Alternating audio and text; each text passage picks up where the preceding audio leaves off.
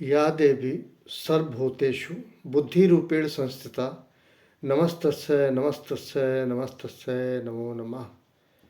आप सभी को प्रणाम। आज मैं समस्त बेटियों को भी प्रणाम करता हूँ, क्योंकि मेरी बेटी श्रेया का बर्थडे है। आज मैं प्रासंगिक एक बात कहना चाह रहा हूँ।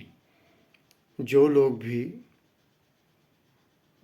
अपनी आयु 60 साल पूरा कर चुके हैं, कर्म कर्तव्यों से निवृत्त हैं, सेवानिवृत्त हैं, जिम्मेदारियों से निवृत्त नहीं हैं। मैं सेवा की बात कर रहा, जहाँ से अर्जन होता है, जिम्मेदारियाँ होती हैं, बच्चों को पाला जाता है, परिवार के साथ रहा जाता है, पारिवारिक जिम्मेदारी निभाई जाती है। कोई भी माता पिता अपनी जिम्मेदारी अपने बजट के अनुसार निभाने की कोशिश करता है। किसी ने पहले भी कहा है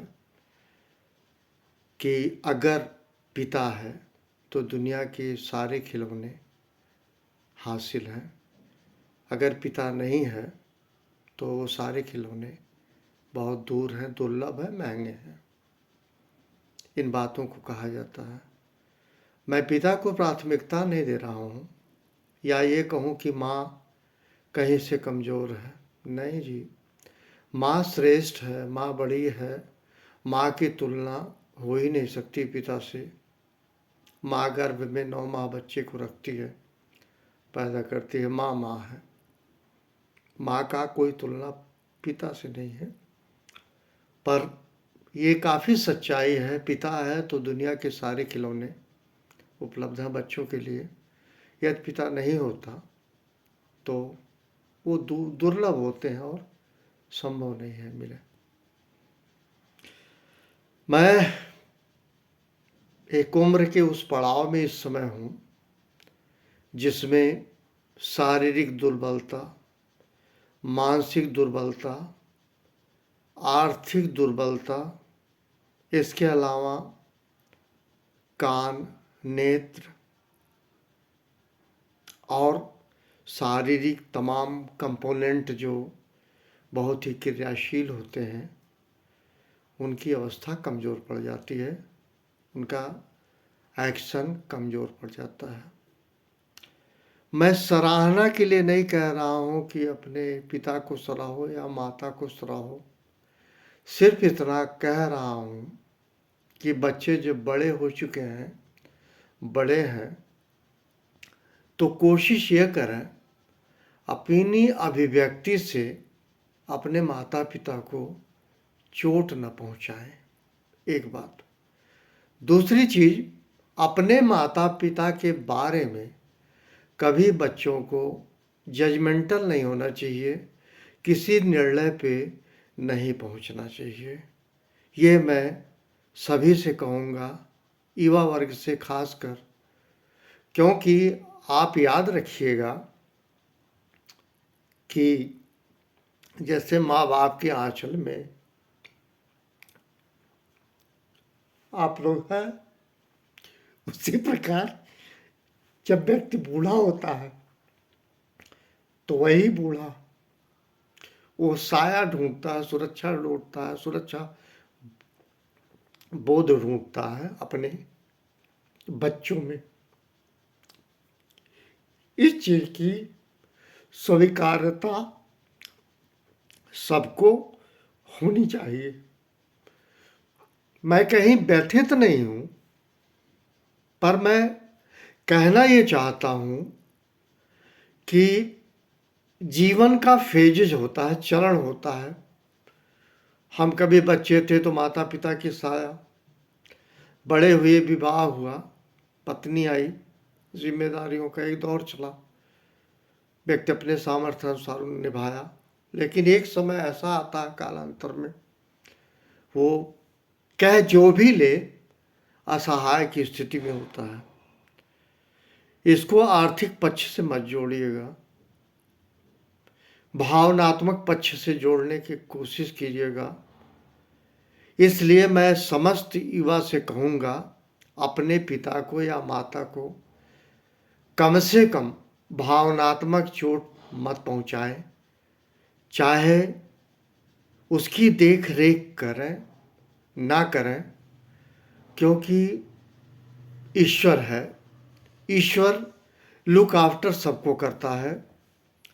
कॉर्पोरियल वर्ल्ड में या इस जगत में आदमी ये सोचता है कि मैं किसी को पालूंगा नहीं तो मर जाएगा, या मैं ऐसा करूंगा तो ऐसा हो जाएगा, ये हो जाएगा, वो हो जाएगा। निगेटिव प्रोबेबिलिटी को माइनस करते हुए, कंप्लीट माइनस करते हुए, एक बात सभी से मैं कहूँगा, हाथ जोड़ के मैं हाथ जोड़ रहा हूँ युवा वर्ग से, भूले से भी अपने माता पिता को भावनात्मक चोट नहीं पहुंचाना चाहिए। ये मेरा व्यक्तिगत नहीं है, ऐसा मैं सोच रहा हूँ, ऐसा मैं सोचता हूँ, क्योंकि जो युवा जनरेशन है वो एक्सप्रेस तो कर जाती है, अभिव्यक्त कर जाती है, लेकिन उसके डिमेरिट को नहीं देखती कि लॉन्ग टर्म में इसका क्या डिमेरिट होगा। और होता क्या है बाद में, वो स्वयं लगता है उसे रिग्रेट करता, अपमानित होता है, सोचता है कि नहीं कहना चाहिए। मैं इसमें नहीं जाऊंगा। You must say everything fine, all is fine. मैं कुछ नहीं कहूँगा, सिर्फ इतना कहूँगा, थोड़ा सा उनके शारीरिक मानसिक अवस्था को देखते हुए अगर बातों को दृष्टिगत किया जाए तो शायद सुखद होगा, अच्छा होगा, एक अच्छे सामंजस्य का संकेत होगा। मैं कुल मिला के जो टोटल ग्रास बिहेवियर है, मैं उसके रियलिस्टिक अप्रोच को बता रहा हूँ, लेकिन कहीं प्रेशर नहीं क्रिएट करने की कोशिश करूँगा किसी को भी। लेकिन एक बात याद रखिएगा, ये साइकिल है, का पहिया है। बच्चे उस साइकिल पे माता पिता बैठा हुआ है, बच्चे ढो रहे हैं। एक उनका भी फेज जाएगा, जब वो वृद्ध होंगे तो यही क्रिया प्रतिक्रिया उन्हें याद आएगी जो उनके माता पिता के साथ उन्होंने जो भी किया होगा, यही उनके साथ भी होता है। ये सच है। इसको दृष्टिगत करते हुए मैं डरा नहीं रहा हूँ, डराने की नीयत भी नहीं है, सिर्फ इतना कह रहा हूँ कि माता पिता को एक स्पेस जरूर दीजिए, और माता पिता को बाहर का कोई भी कुछ कह दे, ज़्यादा दुख नहीं होता, कभी नहीं होता है।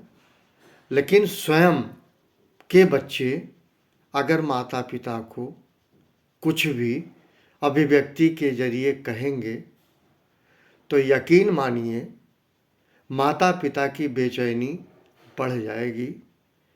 इन्हीं शब्दों के साथ आप सभी को मेरा प्रणाम। Thank you very much.